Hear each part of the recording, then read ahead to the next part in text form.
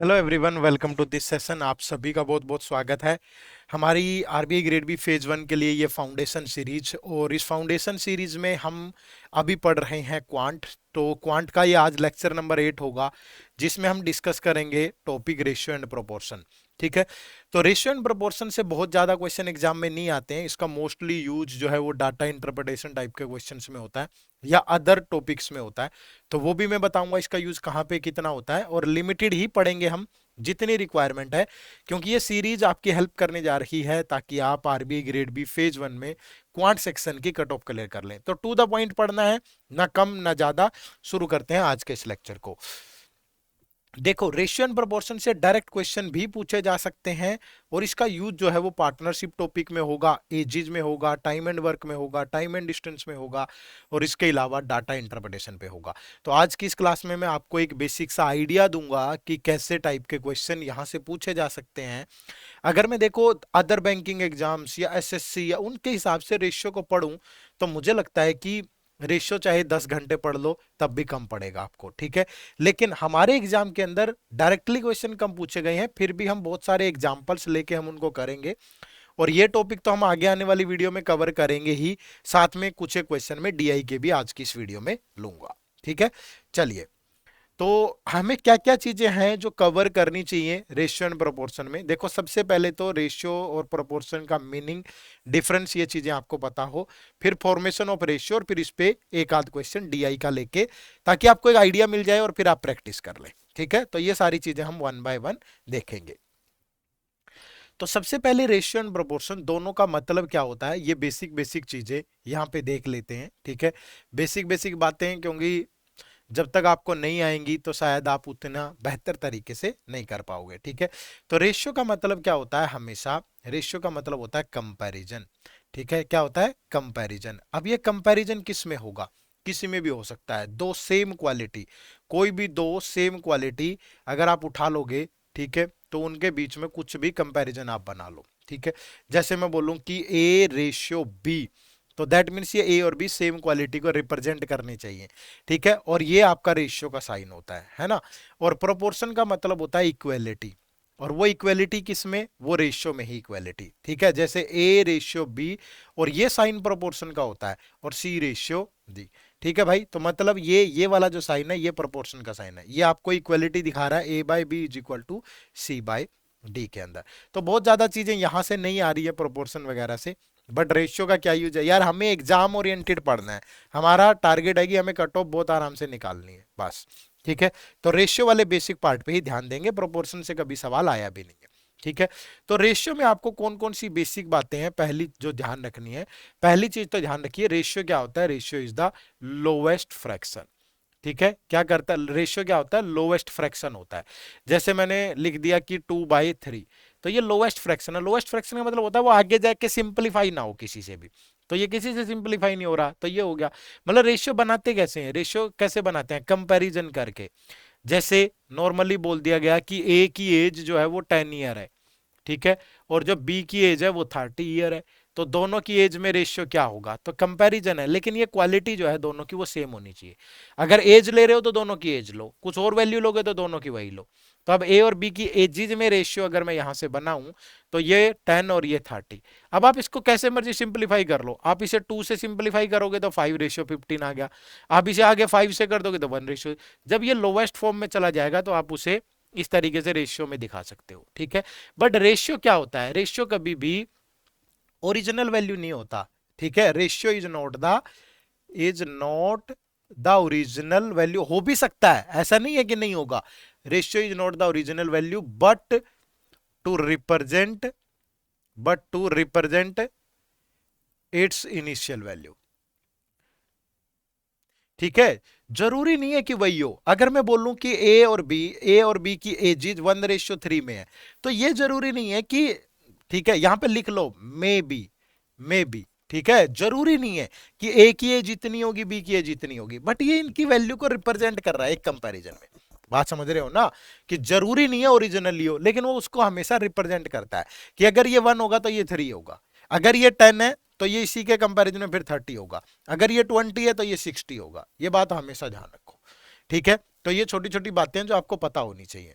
दूसरी चीज क्या है, रेशियो के अंदर जैसे आप यहां पे देखोगे, रेशियो को कभी सेम नंबर से कभी मल्टीप्लाई और डिवाइड करोगे, मल्टीप्लाई या डिवाइड करोगे, तो रेशियो पे कभी भी कोई चेंज नहीं होता, नो चेंज। ठीक है, जैसे आप यहां देखो, इसको आपने 10 से मल्टीप्लाई कर दिया, फिर आपने इसको 3 से मल्टीप्लाई कर दिया, या मैं कह दूं इसको आपने 20 से डिवाइड कर दिया, तो ये तीनों चीजें सेम है, इनमें कोई अंतर नहीं है। आप सोचो कि ये बड़ा है, ये बड़ा है, नहीं, तीनों के तीनों क्या है, सेम है। लेकिन अगर आप कभी भी रेशियो में सेम नंबर ऐड या सब्ट्रैक्ट करोगे तो रेशियो हमेशा चेंज होगा।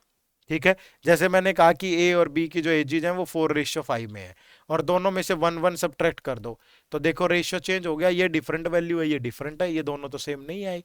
ठीक है, तो कभी भी आप ऐड या सब्ट्रैक्ट नहीं कर सकते, लेकिन मल्टीप्लाई या डिवाइड कर सकते हो, ये बात आपको पता होनी चाहिए। क्लियर है भाई?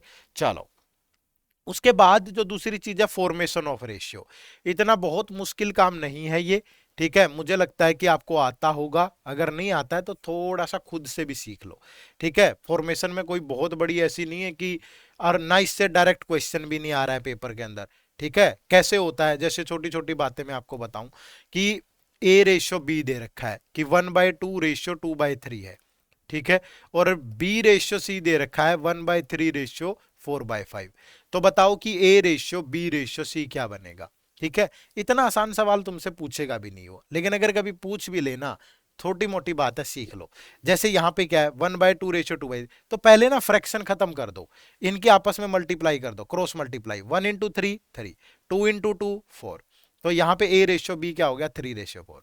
ऐसे यहाँ पे देखो, 1 से इंटू 5 5, 4 × 3 12, तो यहाँ पे आपका B/C बन गया। तो यानी A अगर 3 है तो B 4 है, जो भी जहां लिख रखा है ना उसको उसी के नीचे लिख दो ऐसे ही। तो B/C क्या होगा, 5/12 है, तो यहाँ 5 आएगा, यहाँ 12 आएगा, है ना। तो बस आपको क्या करना है, अब आपके पास दो जगह खाली है, एक ये जगह खाली है, एक ये जगह खाली है, तो यहाँ बराबर वाली डिजिट से फिल कर दो, तो यहाँ पे क्या आएगा, तो यहाँ पे 4 आएगा, और यहाँ पे क्या आएगा, यहाँ पे 5। या आप ये भी बोल सकते हो कि इन दोनों को सेम करना है, जो कॉमन एलिमेंट है ना उसको सेम करना है। आप इस मेथड से कर लो, आप यहां मल्टीप्लाई करके कर लो, कोई दिक्कत नहीं है, बस सेम होना चाहिए। तो 3 × 5 15, 5 × 4 20, और 12 × 4 48।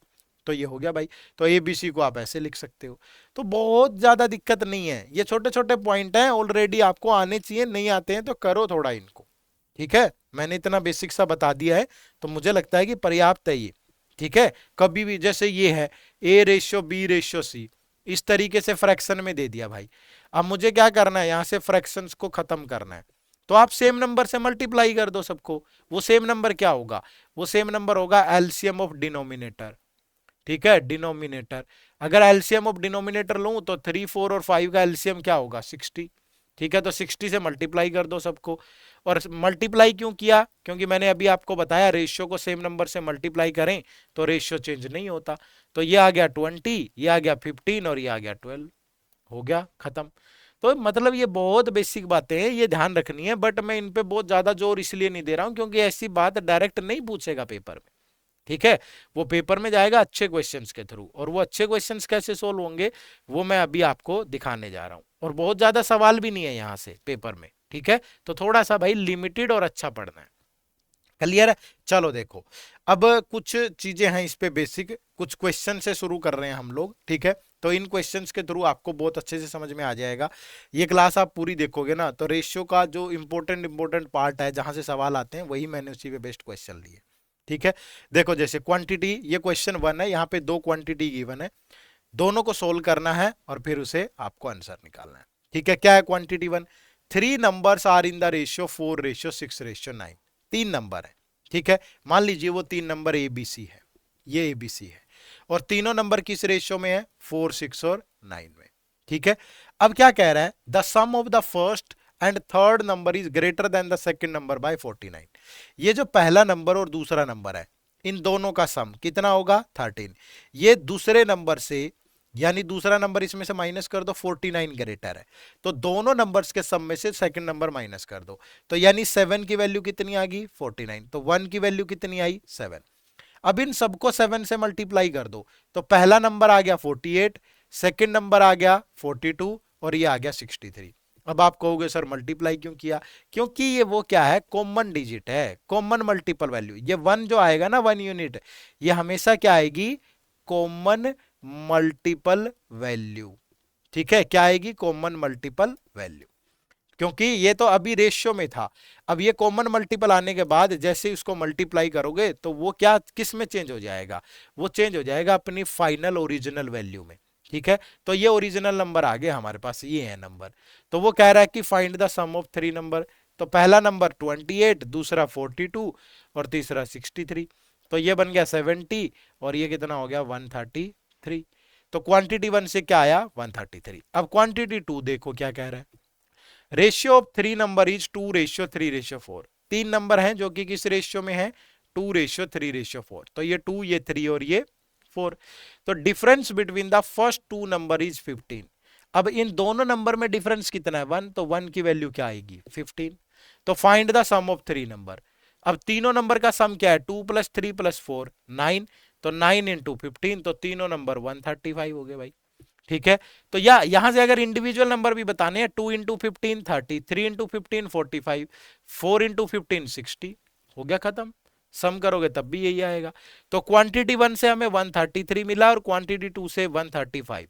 तो quantity 2 is greater then quantity. तो ऑप्शन नंबर ए जो है यहाँ पे आपके क्वेश्चन का बिल्कुल सही जवाब होगा। ठीक है ना।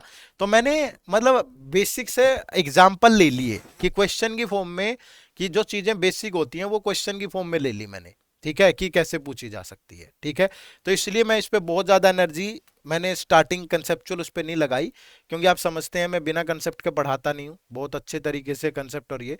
लेकिन यहाँ है ही नहीं इतना कुछ, कंसेप्ट है रेशियो एक, लेकिन अदर टॉपिक में ज्यादा यूज होगा, बेसिक चीजें यहाँ से डायरेक्ट क्वेश्चन कम है।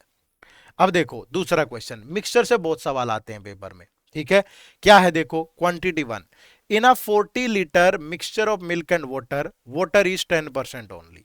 एक मिक्सचर है भाई, एक मिक्सचर है और इस मिक्सचर की वैल्यू जो है वो 40 लीटर है। ठीक है, अब वो कह रहा है कि इसके अंदर मिल्क और वाटर है। जो मिल्क है और वाटर है, इसमें वाटर सिर्फ 10% है, तो 40 का 10% कितना होगा 4 लीटर। तो बाकी का 36 लीटर इसमें क्या होगा, मिल्क। अब वो कह रहा है कि find how much water should be added to solution so that ratio milk and water become 1:1। अब वो कह रहा है कि इसमें कितना वाटर ऐड कर दूं, कितना वाटर ऐड करूं कि मिल्क और वाटर का रेशियो 1:1 हो जाए। अब इतनी सी बात समझो ना, वो सिर्फ वाटर ऐड करने की बात कर रहा है। तो मिल्क की क्वांटिटी तो कांस्टेंट रहेगी। अगर किसी एक एक बर्तन रखा हुआ है, उसमें मिल्क और वाटर है, आप सिर्फ वाटर वाटर मिलाते चलोगे तो मिल्क तो उसमें उतना ही रहेगा ना जितना था। तो मिल्क की क्वांटिटी इतनी होगी, यानी कि यहां से मिल्क सेम रहेगा। तो 1 की वैल्यू 36, तो 1 की वैल्यू 36। तो जो वाटर पहले 4 था वो 36 हो गया, तो कितना ऐड हुआ 32 लीटर। ठीक है, तो क्वांटिटी 1 से हमें क्या मिला 32 लीटर। अब क्वांटिटी 2 की बात करते हैं। इन 100 litre mixture of petrol and spirit, spirit is only 2%। 100 litre है और इसके अंदर पेट्रोल और स्प्रिट है, और स्प्रिट जो है सिर्फ 2% है, तो 2 लीटर स्प्रिट होगा और 98 लीटर उसके अंदर पेट्रोल होगा। Then find the amount of spirit to be added to make spirit concentration is 30%।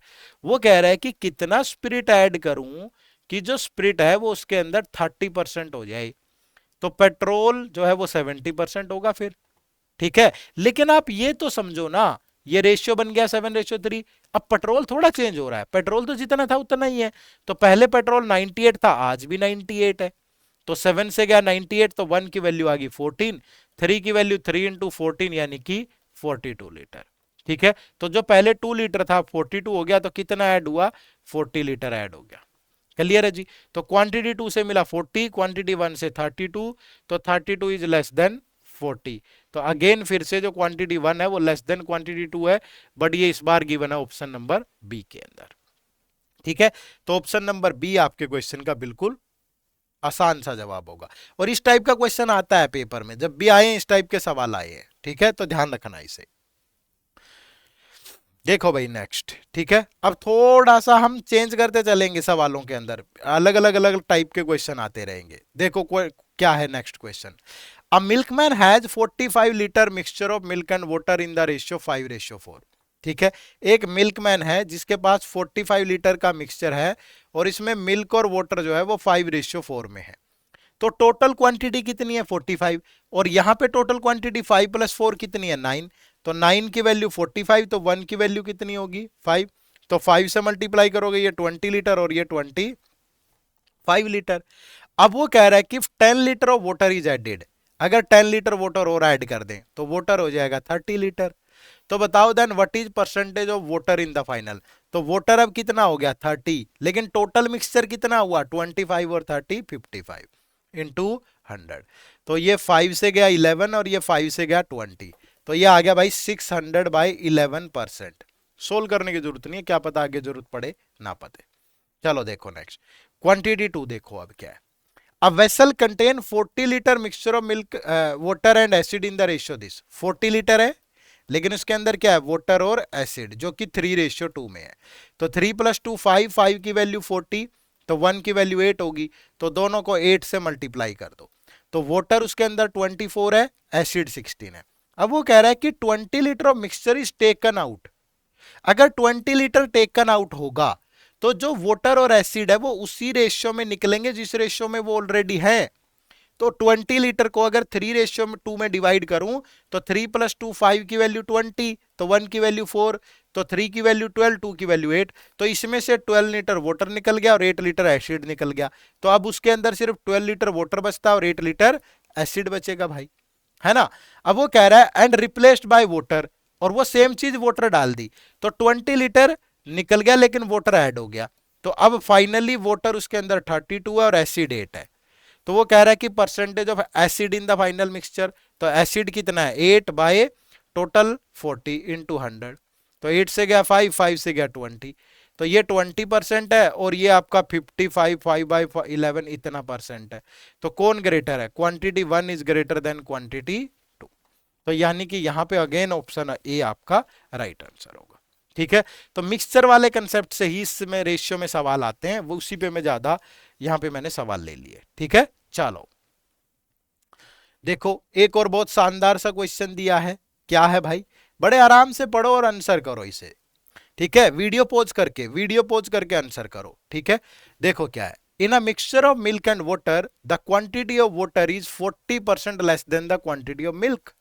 ठीक है, एक मिक्सचर है, अब वो क्या कह रहा है कि quantity of water is 40% less then quantity of milk, यानी कि ये वाटर है और ये मिल्क है। तो मिल्क अगर उसके अंदर 100 है तो ये 40 लेस है, मतलब वाटर 60 होगा।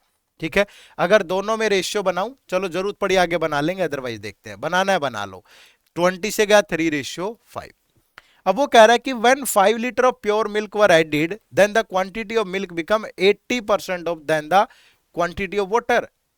अब देखो यहां से बात समझने वाली क्या है, एक तो इसको x ले लो, 3x और 5x। क्यों ले लिया हमने 3x और 5x, क्योंकि अगर ये 5 ऐड करूंगा ना मैं मिल्क में तो मुझे पता ही नहीं चलेगा अज्यूम्ड वैल्यू क्या थी, ओरिजिनल वैल्यू क्या है, तो वो थोड़ा सा वो क्या हो जाएगा, वहां पे गड़बड़ हो जाएगी। तो आप यहां पे क्या करो, देखो ये 3x है ये 5x है। ठीक है भाई, अब 3x वाटर है और 5x मिल्क है। वो कह रहा है कि अगर इसमें 5 लीटर प्योर मिल्क ऐड कर दें तो मिल्क में 5 लीटर ऐड कर दें, तो जो वाटर है ना क्वांटिटी ऑफ मिल्क वो 80% मोर देन वाटर हो जाती है। यानी अब अगर वाटर 100 है तो मिल्क जो है वो 180 है, 80% मोर का मतलब तो यही हुआ।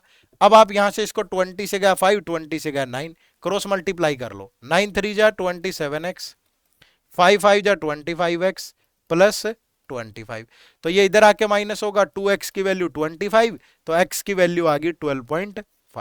ठीक है, अब वो कह क्या रहा है, क्वेश्चन क्या है कि what is the quantity of water in the mixture. तो मिक्सचर तो में वाटर तो इतना था 3x, ओरिजिनल की बात कर रहा होगा। ठीक है, तो 3x की वैल्यू कितनी 12.5 इंटू 3 करोगे तो ये 37.5 हो गया। तो यहां से 37.5 आया, यहाँ 27 है, तो जो क्वांटिटी 1 है वो ग्रेटर होगी क्वांटिटी 2 से अगेन। तो ऑप्शन नंबर ए फिर से आपके क्वेश्चन का बिल्कुल सही जवाब होगा। ठीक है, तो मतलब चीजों को समझना है। ये मिक्सचर वाला कंसेप्ट मुझे लगता है अब आपके जहन में बैठ गया होगा 3-4 क्वेश्चन करने के बाद, कि कैसे सवाल आते हैं और किस तरीके से उनसे डील कर रहे हैं। एक एलिगेशन मिक्सचर अलग है, वो अलग ही टॉपिक है, तो वो टॉपिक ही बाद में पढ़ेंगे हम। यहां सिर्फ मिक्सचर वाले पार्ट की बात हो रही है। ठीक है, चलो अब देखो कुछ सैलरी वगैरह से रिलेटेड इस टाइप के क्वेश्चन भी आते हैं रेशियो से, वो भी हम डिस्कस कर रहे हैं। क्या है, question number 5 quantity 1, salaries of Raman and Velu are in the ratio this. दो लोग हैं, एक रमन है और एक वेलू है, दोनों की जो इनकम है या सैलरी है दोनों की वो 2:5 में है। ठीक है, कह रहा है कि the salary of each is increased by 2000, अगर दोनों की सैलरी 2000 इंक्रीज कर दें, the new ratio become this, तो व्हाट इज वैल्यू सैलरी।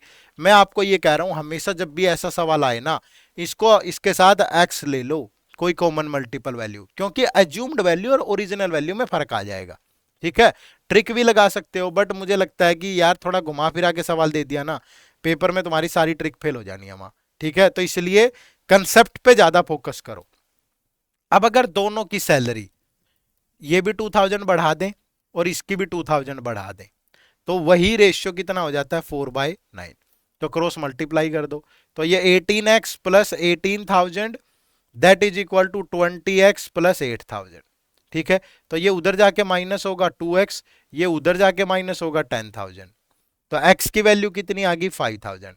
तो वैल्यू की सैलरी कितनी थी 5x, तो 5x की वैल्यू कितनी 25,000। तो क्वांटिटी 1 से हमें क्या मिला 25,000। अब क्वांटिटी 2 पे चलते हैं, क्या कह रहा है देखो, Anu Bala and Prem started a business with investment this. Anu, Bala और प्रेम, उनकी जो इन्वेस्टमेंट है वो किस रेशियो में है 5:4:6। At the end of the year they earn the profit of this, तो what will be Anuj share. Simple सी चीज है, पार्टनरशिप का एक रूल होता है। ठीक है, वो रूल क्या है कि अगर आपकी टाइमिंग सेम है ना, तो जो आपकी इन्वेस्टमेंट होगी वो डायरेक्टली प्रोपोर्शनल टू प्रॉफिट होगी। अभी पढ़ेंगे इससे नेक्स्ट टॉपिक पार्टनरशिप ही पढ़ेंगे हम। ठीक है, तो investment is directly proportional to profit, तो यहां पे प्रॉफिट का रेशियो भी इनका यही होगा, क्योंकि profit eight the end of the year है, तो सबके लिए सेम है भाई, है ना। तो अब प्रॉफिट यही है, तो 5 + 4 9 + 6 15, 15 की वैल्यू 75,000, तो 1 की वैल्यू कितना 5,000। तो what will be Anuj share, तो अनु का शेयर 5 × 5 25,000।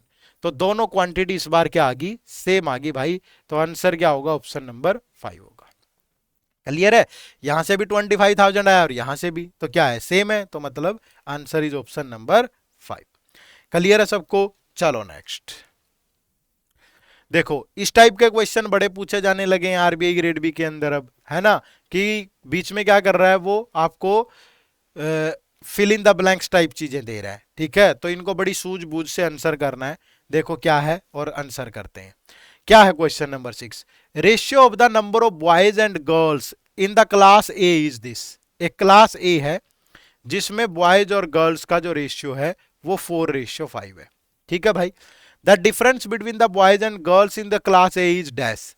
इनके बीच का जो भी डिफरेंस होगा, जो भी डिफरेंस, यहां तो 1 है, तो उस 1 की वैल्यू यहां से आएगी इस ऑप्शन से, ये वाला, क्योंकि यही ब्लैंक में है। ठीक है, अब वो क्या कह रहा है आगे, and the total number of student in class B is 180। जो क्लास बी है उसके अंदर जो टोटल नंबर ऑफ स्टूडेंट है वो 180 है। ठीक है, if the number of boys in class B is 16 more than that of boys A, यानी कि इस क्लास बी के अंदर जो भी बॉयज होंगे, ठीक है, वो क्लास ए के बॉयज से 16 ज्यादा हैं। कितने ज्यादा हैं 16। तो and the number of boys in A then the total number of girls in class B, तो यहां पे ये जो है वो गर्ल्स हैं, यहां पे कितनी आ जाएंगी गर्ल्स हैं। ठीक है भाई, तो अब देखो, अब बार बार सारे ऑप्शन पुट करने पड़ेंगे आपको। अगर मैं पहला ऑप्शन पुट करूं 21, यानी कि यहां पे दोनों का डिफरेंस 21 है, तो 1 की वैल्यू 21, तो 4 की वैल्यू कितनी होगी भाई 84। ठीक है, क्योंकि बॉयज तो इतने आए, और ये बोला गया था कि जो बी के अंदर बॉयज हैं वो ए से 16 ज्यादा है, तो अगर यहाँ 84 है तो यहाँ बॉयज 100 होंगे, तो गर्ल्स कितनी बच गई 80, और गर्ल्स यहाँ भी कितनी है 80, तो ये ऑप्शन बिल्कुल करेक्ट है। ठीक है, अब सेकंड चेक करो, अगर ये 20 है, अगर 1 की वैल्यू 20 है तो 4 की वैल्यू कितना होगा भाई 80, तो यहां बॉयज कितने होंगे फिर 96, क्योंकि 16 ज्यादा है, तो 180 में से 96 करूं तो गर्ल्स आ गई 84, यहां 84 दिया, ये भी करेक्ट है। अब थर्ड ऑप्शन देखो 26, अगर 1 की वैल्यू 26 होगा तो 4 की वैल्यू 104 होगी भाई, तो अगर ये 104 है तो यहां जो बॉयज होंगे वो 120 होंगे, क्योंकि 16 ज्यादा है, तो गर्ल्स कितनी बची 60, और ये भी यहां पे गिवन है, तो मतलब यहां पे सारे ऑप्शन करेक्ट है, तो जो राइट आंसर होगा वो ऑप्शन नंबर बी होगा। बहुत मुश्किल नहीं होते हैं, ठीक है। ऐसे क्वेश्चंस के अंदर ना अपने दिमाग में और मतलब अपने मन के अंदर थोड़ा सा आपको एक पेशेंस वो रखनी होती है और क्वेश्चन को समझना होता है। बट वो पेशेंस कौन नहीं रखने देता? घड़ी जो सामने पेपर में चल रही होती है। आपको देख रहा है कि एक क्वेश्चन समझने में 3-4 मिनट लग गए, 25 मिनट तो सारे हैं भाई, है ना। तो वहां दिक्कत आती है। इसीलिए जब आप इनकी प्रैक्टिस करके जाएंगे ना घर पे, तो फिर वहां जाके टाइम बढ़िया से बन जाएगा, ठीक है। चलो नेक्स्ट देखो, ये भी कितना बढ़िया सा सवाल है, इसी टाइप का क्वेश्चन पूछा गया है। क्या है? Income of Raju and Suresh are in the ratio this. दो लोग हैं, कौन है? राजू है, ठीक है, और दूसरा कौन है भाई? सुरेश है। दोनों की जो इनकम है, इनकम वो किस रेशियो में है? 27:22 में है, ठीक है। And ratio of their expenditure is 5:4। इनका जो एक्सपेंडिचर है वो 5:4 में है, ठीक है। अब वो क्या कह रहा है? Raju saves dash rupees. Raju की जो सेविंग है, यहां पे जो उनकी सेविंग है वो कहां से आएगी? ये यहां से आएगी, 2000, 3000, 7000, ये यही है। And Suresh saves dash rupees, और सुरेश की सेविंग ये है, ये सुरेश की सेविंग है, समझ रहे हो। तो ये राजू की, ये सुरेश की, ठीक है।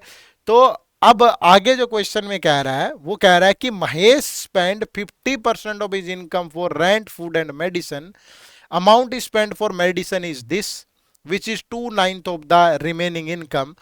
And income of Raju is 75% of Mahesh income, which of the following satisfies the two blank.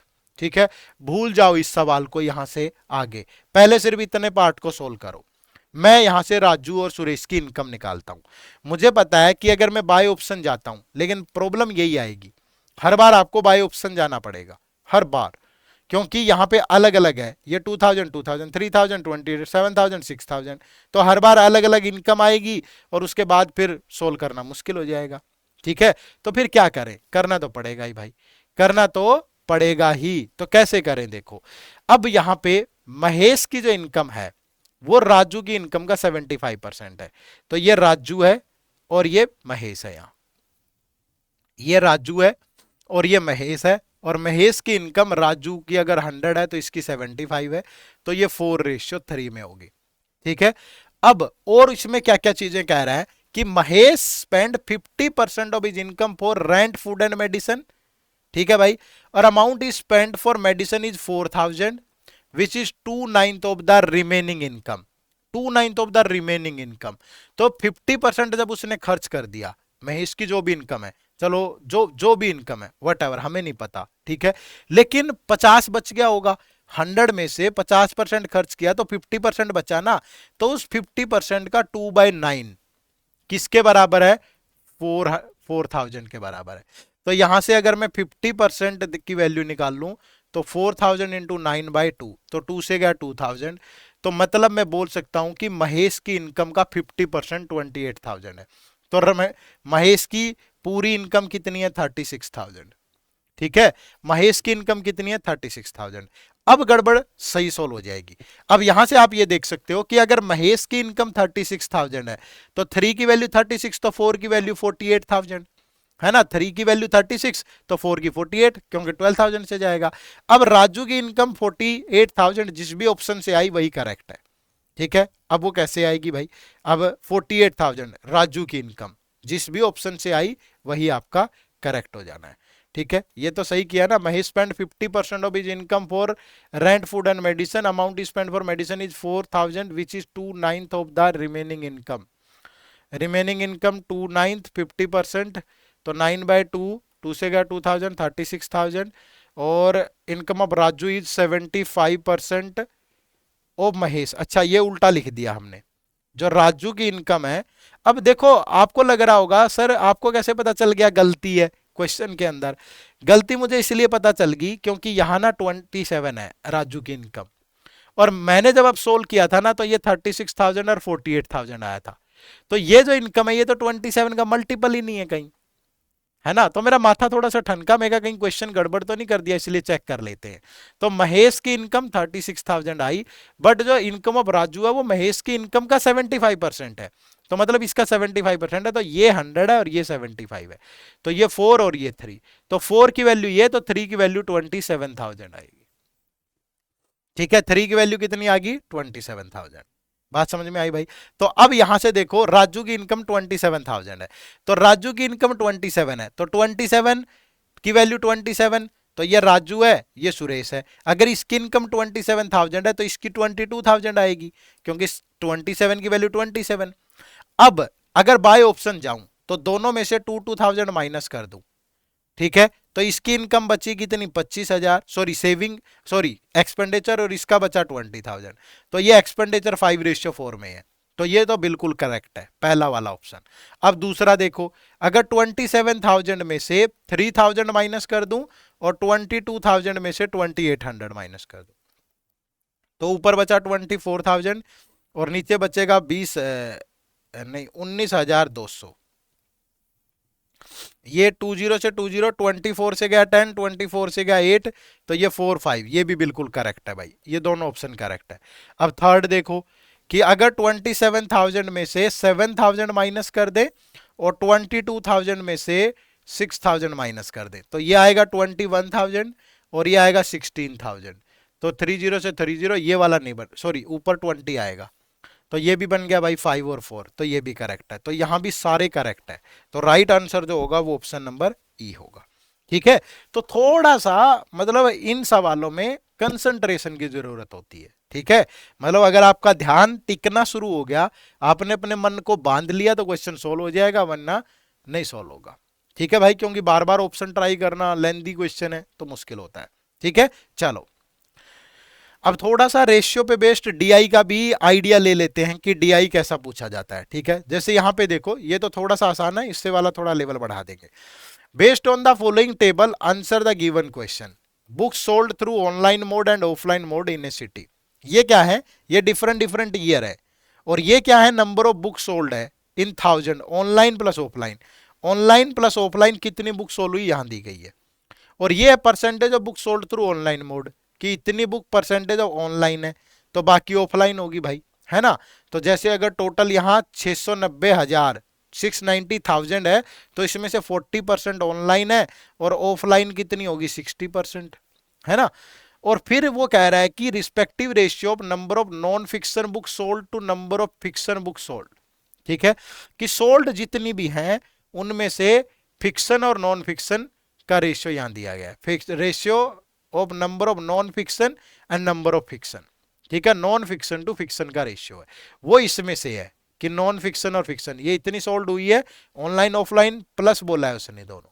ठीक है, तो ये डाटा है आपके पास, और फिर आपको क्वेश्चन को सोल्व करना है।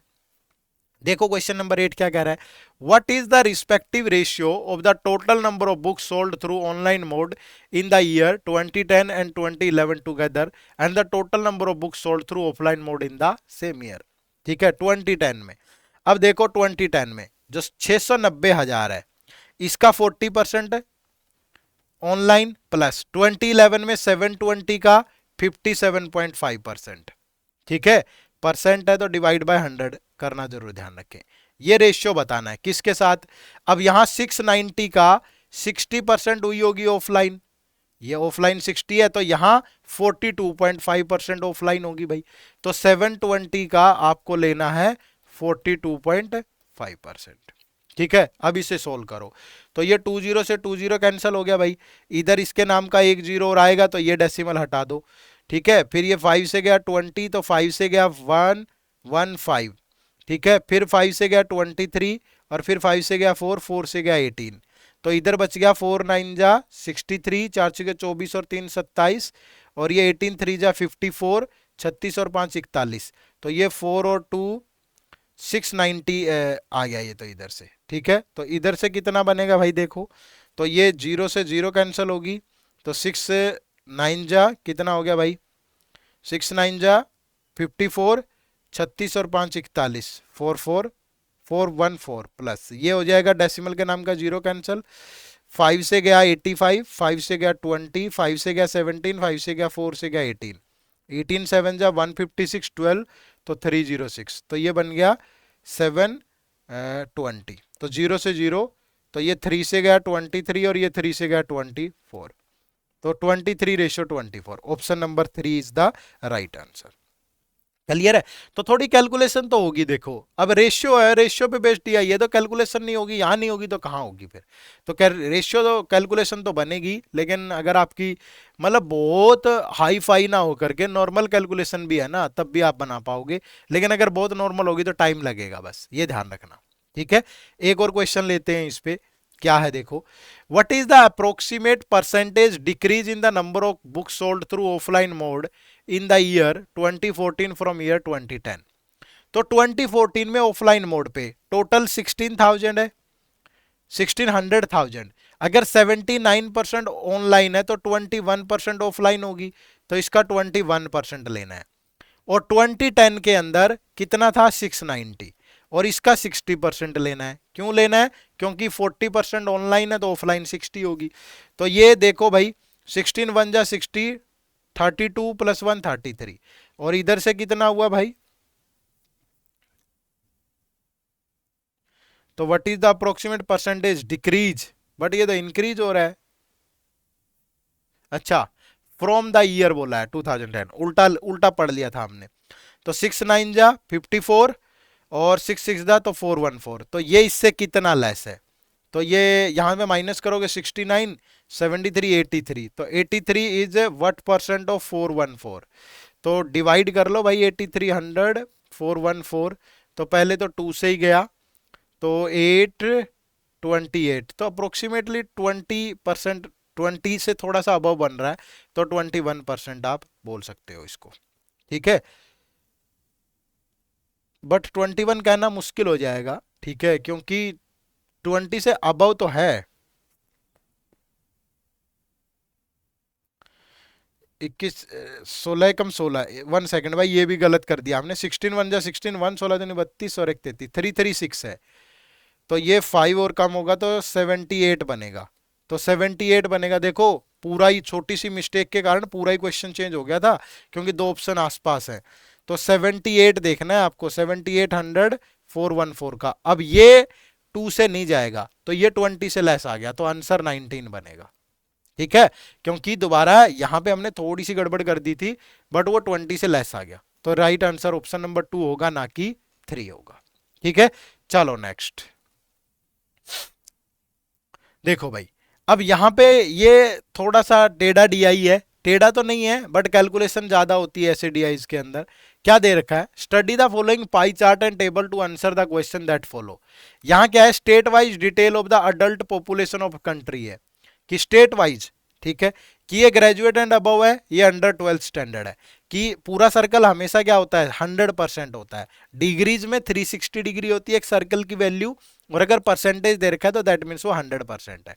तो यहां वो बोल रहा है कि जितने भी ग्रेजुएट और अबव है वो परसेंटेज में इतना है। जैसे ये ब्लू वाला ये ए है, ठीक है, ये ए को रिप्रेजेंट कर रहा है, ए स्टेट को, ये बी स्टेट है आपका, ये सी स्टेट है, ये डी है, ये ई है, और ये आपका एफ है।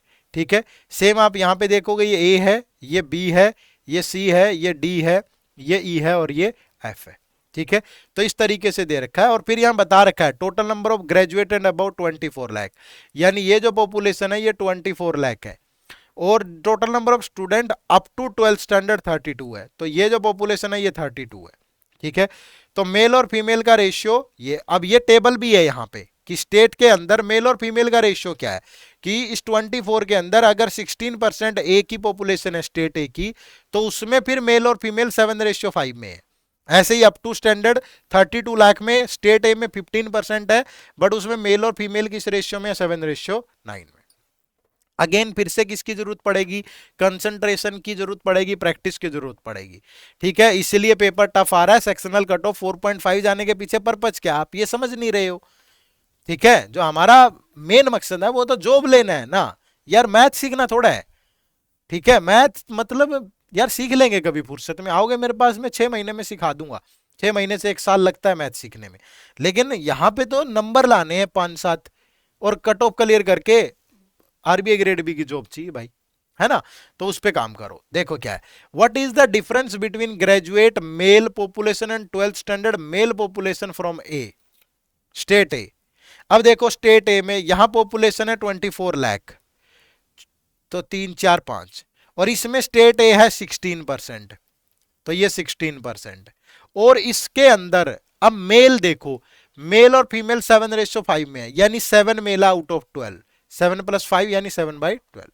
अब ये, और दूसरा फिर इसके अंदर अप टू 12, तो ये 32 लाख है, और इसमें ए की पॉपुलेशन है 15%, और इसमें मेल है 7/16 क्योंकि 7:9 है।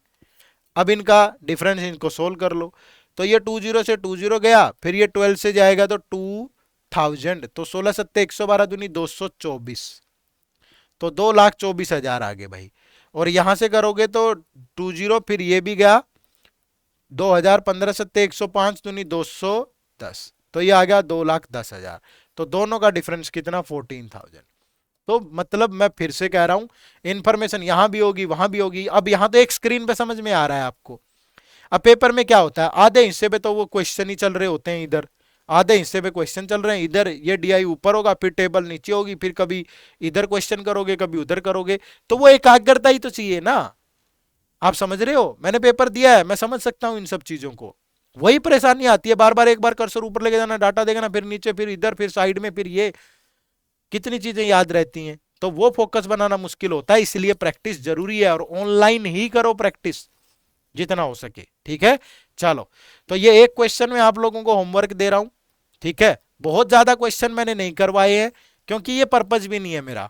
पर्पज मेरा ये है कि मैं आपको एक आइडिया दे दूं कि बेसिक कंसेप्ट ये होते हैं, इंपॉर्टेंट चीजें बता दूं, हर टाइप का स्टेटमेंट बेस्ड पीवाईक्यू या डीआई टाइप क्वेश्चन बता दूं, आप प्रैक्टिस आप कर लो, ठीक है। तो इतना तो नहीं हो सकता कि हम 4-4, 5-5 घंटे एक टॉपिक को दे पाएंगे, बट जितनी जहां जिसकी जरूरत है उस पर मैं उसी हिसाब से वीडियो बना रहा हूं। आप अपने आराम से इन चीजों को फॉलो करते रहें, बट मुझे एक ही चीज आप लोगों से चाहिए, बस आप कमेंट जरूर करें। मुझे इन वीडियोस पे ज्यादा से ज्यादा कमेंट चाहिए, ठीक है। वही मेरे लिए मोटिवेशन, आप जितना कमेंट करेंगे मैं उतना ही बेहतर कंटेंट आप लोगों के लिए लेके आ पाऊंगा। आप बताइए आपको ये सीरीज कैसी लग रही है। आप होमवर्क क्वेश्चन भी टाइप करें आंसर, फिर ये भी बताएं आपको कैसा फील हो रहा है, मजा आ रहा है, ठीक है। कोई गिला शिकवा है वो भी दूर कर लें, आपस की बात है हमारी, कर लेंगे मिलके, ठीक है। जरूर बताइएगा, और इस होमवर्क क्वेश्चन का आंसर आपको नेक्स्ट वीडियो में मिलेगा, नेक्स्ट वीडियो जरूर देखना। जैसे ये लास्ट क्लास में जो होमवर्क दिया था मैंने, उसका सॉल्यूशन ये है, ठीक है। तो ये लास्ट क्लास का होमवर्क क्वेश्चन था, ये जरूर देख ले, ठीक है। तो इस वाले का टाइप करना और नेक्स्ट वीडियो में चेक करना, ठीक है जी। चलो, तो थैंक यू एवरीवन, अपना ध्यान रखो भाई, पढ़ाई को बहुत अच्छे तरीके से सुचारू रूप से चलाओ। अभी मेहनत नहीं करोगे तो बहुत चीजें पीछे रह जानी है, ठीक है, फिर कोई फायदा नहीं होगा। तो अभी पढ़ लो, नोटिफिकेशन आ जाएगी, पेपर भी हो जाएगा, सब कुछ हो जाएगा। लेकिन अगर पढ़े नहीं तो फिर आती रहे सारी चीजें, हमारे लिए तो आई ना आई बराबर ही है अगर पढ़ना ही नहीं है तो, ठीक है। चलो, तो फिर मिलते हैं अगली वीडियो में। आप सबका बहुत बहुत शुक्रिया, थैंक यू वेरी मच। जय हिंद, जय भारत।